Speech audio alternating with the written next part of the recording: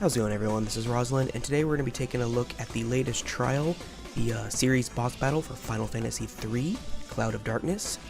Now, this is the party I ended up doing the fight with to get all missions. I actually cleared the fight before with a slightly different party, but this is what got me all missions. So first of all, I have a magic tank. A large majority of the major damage in this fight is magic damage, and I basically have her set up to be really high HP, spirit, and shadow resistance. Everything else here, resistance-wise, is more of just a hold-off from doing Bahamut 3-star, so I wouldn't worry about that. For a physical tank, I brought Warrior of Light, and I have him with 100% chance to dodge. Warrior of Light's main focus in this battle is keeping up barriers and lowering the enemy's light resistance. Then my main attacker is Chocofina. I have her set up to be doing light damage and undead killer. And then Santa Rosalia, just a pretty standard setup. The reason I brought Santa Rosalia is because having the ability to cast triple white magic is actually really helpful later on in the fight, because you need to be casting like re-raise for safety, healing the party, and dispelling the boss all at the same time once you get later on in the fight. So I wanted a triple white magic user, and she's my only triple white magic user. And then I brought Bart as my debuffer. Now the main reason I brought Bart here, and this is because of his extremely long limit break. I'm notoriously bad at timing limit breaks properly to get limit break finishes and things like that. So I brought Bart because he has an incredibly long limit break, which made getting the finish with limit break mission much easier. The last thing I'll mention about the fight is the only character that you really need to worry about your shadow resistance on is your magic tank. Everyone else, it doesn't really matter. There's only a couple times throughout the fight you're going to even take damage anyways, and if you have proper buffs and barriers and stuff up, you're not really going to take any damage at all. So anyways, we'll get into the fight here in a moment.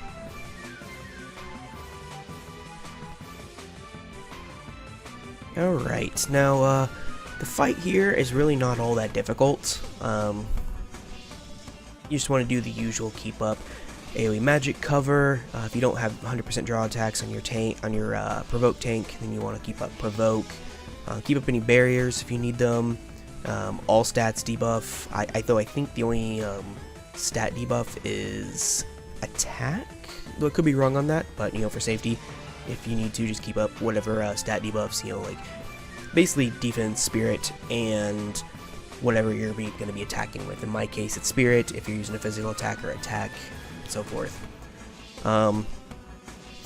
As for everything else, you really need to worry about 50%. You might want to keep up re-raise on your party, or put up some really big buffs. Whenever you cross 50%, the boss is going to use a pretty hard-hitting AoE attack that can't be covered. This actually killed my physical attackers when I was trying this with Bart as opposed to Fina at one point. The only other thing you really need to start worrying about after that is when you cross 50% for 3 turns, I believe it is, maybe it's 4, the boss is going to put up damage resistance shields on herself, and you cannot dispel these. So you just need to deal with it. You can still deal pretty decent damage through them, but it is going to slow you down a little bit.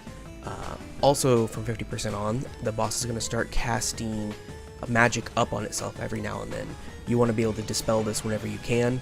This is one of the main reasons I brought a triple white mage, or a triple white magic healer, was to be able to dispel, put up re-raise on my magic tank, and then also heal the party at the same time. Then again, at I believe it's 30% HP, the boss is going to start needing to dispel every turn. I'm a little iffy on some of these numbers because the boss was actually fairly easy to kill, so I didn't have a whole lot of time to figure out every little bit about it. But she'll start putting up, magic again. You're going to need to dispel that.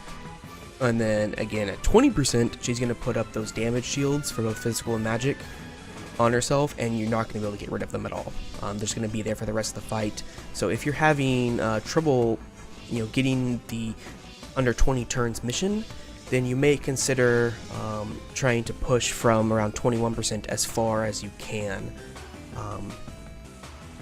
but otherwise it's not a whole lot to the fight. She will put up these human killer buffs on herself, but I found you can largely ignore them. If they are causing you trouble though, you can just continue to dispel those every single turn. I believe that starts happening under 30%. Yeah, fight's pretty easy. Just keep up all your buffs and you'll be fine, really. The only thing that's probably going to cause people issues, I would assume, is going to be killing the boss in under 20 turns. If you have Onion Knight, that should be incredibly easy. If you don't, try using light magic damage. Or not magic, you try using light damage in general, and you should be fine. You're witnessing me here on this attempt. I'm for whatever reason my tanks are dying. I didn't have this issue the first couple times I killed this boss when I was trying to get the mid-break finish, but something was going on here. But either way, normally this should be a very easy fight for you. But as usual, if you have any questions, please let me know in the comment section below. I'll do my best to answer them. And if you want to see me do these fights live, I do stream on Twitch every single day.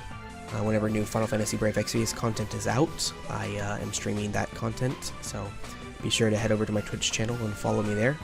The link is in the description below. And again, thanks for watching. I hope to see you next time.